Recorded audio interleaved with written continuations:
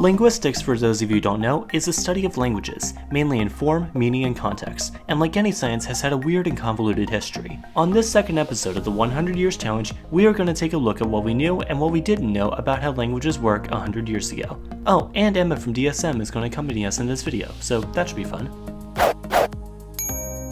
Now, linguistics is a vast field of study that has been around in at least a basic form for essentially as long as people have noticed funny similarities between different languages. This happened in Mesopotamia, China, India, Greece, and Rome, along with many other places, though most of them were mainly works describing and often prescribing how their language's grammar worked at the time.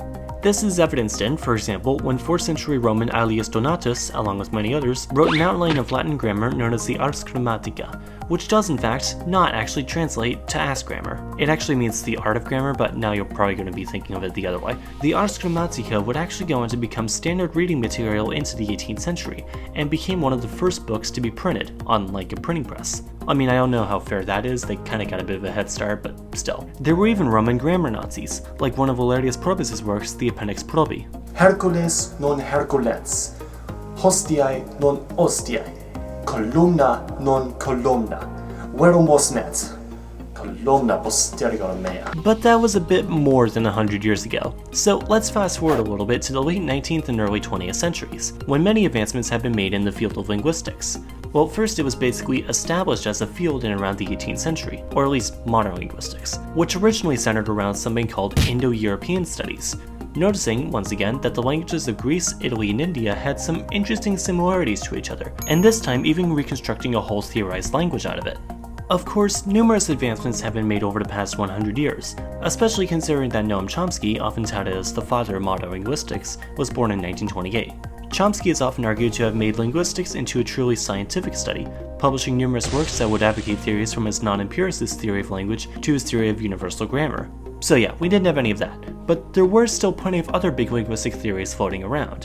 One field of linguistics that was having its debut around this time was something known as structural linguistics. Developed by Swiss linguist Ferdinand de Saussure, structural linguistics is a branch of linguistics that treats languages as being composed of a system of interrelated structures, such as phonemes, morphemes, lexical categories, noun phrases, verb phrases, and sentence types. Saussure proposed many different ideas for structural linguistics, such as signs, being made up of 3 different elements, the signifier being the word used to talk about something, the signified, the concept that comes into your head after hearing the word or the phrase, and the reference, being the actual physical object. Also talking about how the referent can most certainly exist without the other two, although the signifier and the signified cannot exist without each other. One other revolutionary invention from around this time was the International Phonetic Alphabet, or the IPA, invented around the 1880s and 90s. Before that, international linguistics was a mess, especially between English, French, and German linguists. For one example, the IPA uses the letter sh for the voice's palato-alveolar fricative, which is good because it's rarely written the same way in 2 different languages. Using some cities around Europe as an example, like Sheffield or La Rochelle or Braunschweig or maybe even Nice and Eskişehir, really shows us why a standardized alphabet was so necessary for linguists. So yeah, that's 5 languages that have 5 different ways of writing the same exact sound. However, now linguists could finally talk to each other about words in different languages without confusing each other with their language's weird sounds or spelling rules or writing systems or being French or anything like that.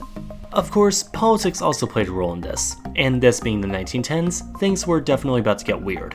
After all, this was the age of nationalism, and not just the type that involved the word Aryan.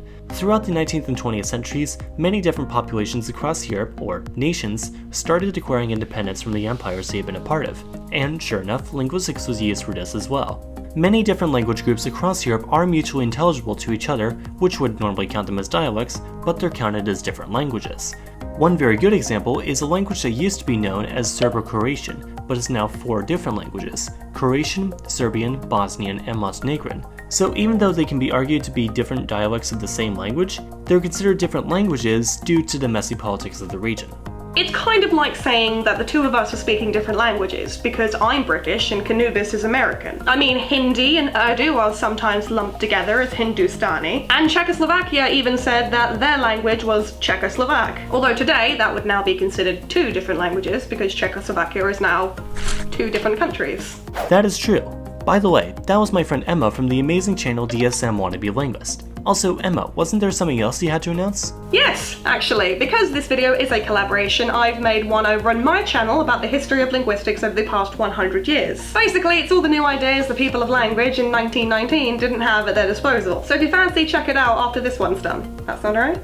Actually, this video is pretty much over, so definitely check out that video if you haven't already. If you have, then do also be sure to check out last week's video and give it the views it also deserves. It's about computers, which is a little bit off-brand for the channel, but it's still pretty cool. Anyways, if you enjoyed this video, then please be sure to give it a like, share it, and subscribe to learn something new every Sunday.